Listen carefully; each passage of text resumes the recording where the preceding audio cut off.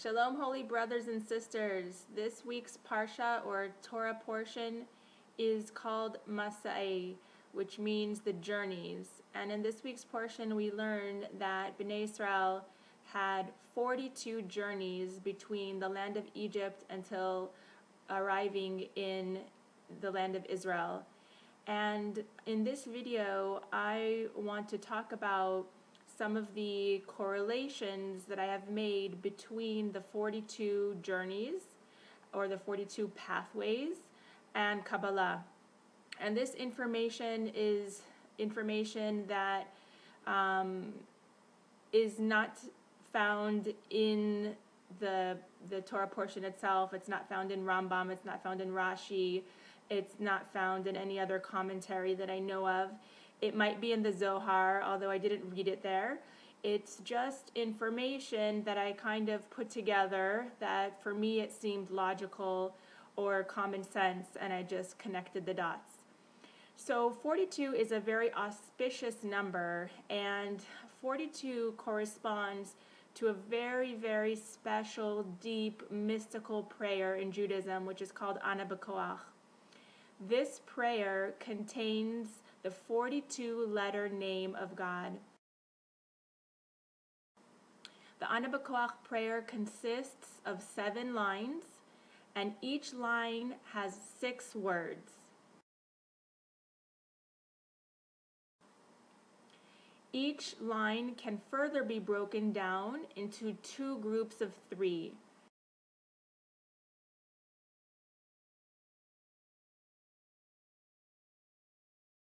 And when you take the first letter of each of the groups of 3 words and you put them together, you get names of God. For example, the first line is Ana B'Koach Gedulat Yamincha Tatir Tzerura. So Ana B'Koach Gedulat is Aleph Bet Gimel. It's one portion of the name of the 42-letter name of God. And then the next portion is Yamincha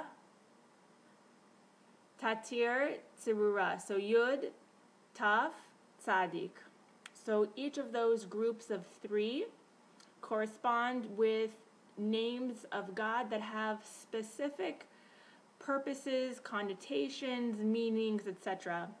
One of the lines, for example, which is one of my favorite, is Kabel Rinat Amcha Sagvenu Ta'areinu Nora.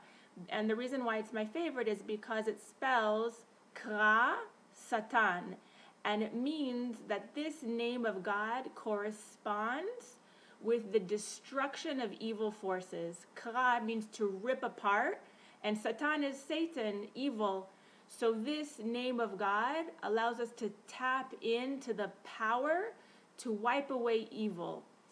So in my humble opinion, it's not a coincidence that there were 42 journeys and 42 travels or pathways in the desert that Bnei Israel made, and the 42 letter name of God, which is found in the Ana B'Koach prayer. Now, furthermore, we could break it apart word by word and go even deeper into it. So the first word, Ana means please. So the first part of the journey, Moshe says to Paro, let my people go. And Paro says no. And they go through this 10 times with the 10 plagues, and each time Moses says, let my people go, and Paro says no. And every time the plagues get worse and worse and worse. So the first step of the journey is please. Moses came to Paro and said, let my people go. So that's Ana, please. Then the second part, B'Koach, with strength. So it says that Hashem took Bnei Israel, the Israelites, out of Egypt, B'yad chazaka u'b'zroa netua. Hashem took Bnei Israel out of Egypt with strength, with force, with might. Hashem ripped apart the sea to let the children of Israel cross. It was with great force and great strength that this miracle happened, that Bnei Israel left Egypt. So we have Ana, B'Koach, and then we have Gedulat Yamincha, the greatness of your right hand. And right corresponds with compassion. So we see that in the desert, Hashem provided manna, which was their food. He provided a well of water in the merit of Miriam, and he provided a cloud in the merit of Aaron, for Bnei Israel to be protected from the sun, because the desert is very, very hot. So in God's infinite compassion, he provided all of the needs of Bnei Israel in the desert, so they would not be lacking, so they would have everything. And so forth. We can go through all of the names that are found in Ana B'Koach, and go through and find all of the pathways that Bnei Israel traveled. Now, I don't espouse to know all of them. This is just something that sort of came to me, but I will go through and highlight a few. So we have Ana B'Koach Gedulat Yamincha Tatir Tzerura Kabel. Bnei Israel were Mekabel of the Torah in the desert. In Har Sinai, Mount Sinai was in the desert during their journey between Egypt and Israel. Bnei Israel received the Torah. Kabel means receive, to receive. So Bnei Israel were Mekabel of the Ten Commandments and the Torah. Amcha, so it says, Kabel rinat Amcha sagvenu tereinu nora. Amcha means your nation. So when Bnei Israel received the Torah at Har Sinai, when they said Na'aseh v'nishma, they went from being just a people to a nation, Amcha, God's nation. So this was really a defining point in history when Bnei Israel, the children of Israel, which means the children of Yaakov Avinu, Jacob our father, they became from just being a people to being a nation. So this was a very marking point of their journey. So, and then part of it says, Taharenu, purify us. The 40 years of wandering through the desert was a time of purification. The entire generation had to die out because of their negativity, because the land of Israel could not host negative people who didn't believe in the promised land, who mocked the promised land, and who thought it didn't exist, or thought that they would never get there, etc. So all of the negativity, it had to be purged, it had to be detoxified, it had to be eliminated from amongst the Jewish people, which meant the death of an entire generation. That is why it took 40 years of wandering through the desert until the Israelites were brought to the promised land, and so on and so forth.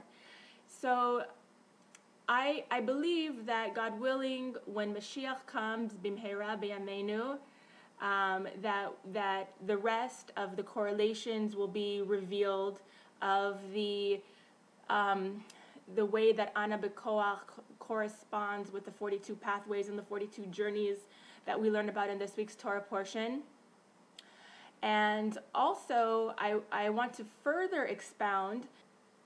Mitzrayim, which is Egypt in Hebrew, also means narrowness, constriction. A tzar, makom tzar, is a narrow place. So metaphorically speaking, it also means leaving a narrow-mindedness, a place of constriction, constraint, bound, oppression, slavery, and going into freedom, the promised land. So it's about leaving behind the old mentality, the slave mentality, and going into freedom, into limitlessness, into pure potential. This is about leaving behind those beliefs that didn't serve us, and for welcoming and embracing all that could be. It's about leaving exile and going into redemption. And also, I want to further expound that every letter of Hashem's name, the 42 letters in Ana B'Koach, for example, we have, again, on the first line, Aleph, Bet, Gimel, Ana B'Koach Gedulat, Aleph, Bet, Gimel. These may correspond with the Kabbalistic tree of life. This is a diagram of the Kabbalistic tree of life. As you will see, there are pathways which are between the sfirot, which are divine attributes. And each of these pathways corresponds with a Hebrew letter. So perhaps the 42 journeys corresponded with the Hebrew letters of the pathways in the Kabbalistic tree of life. And therefore, the Kabbalistic tree of life can also be seen as a map of the spiritual journey that Bnei Israel took in this week's Torah portion in their crossing between Mitzrayim and to Israel. So that's my Torah insights for the week. I hope you enjoyed them, and if you did, please share them. Thank you so much for watching. God bless you.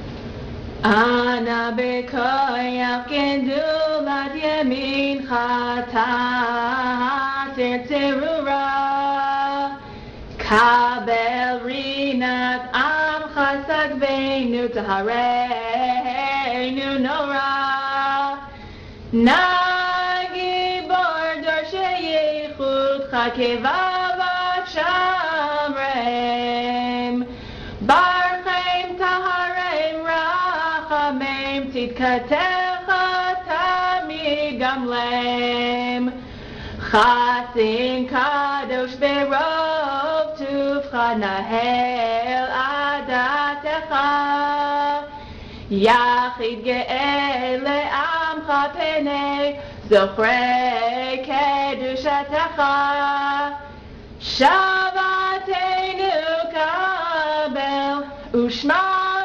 ta'akatenu Yodei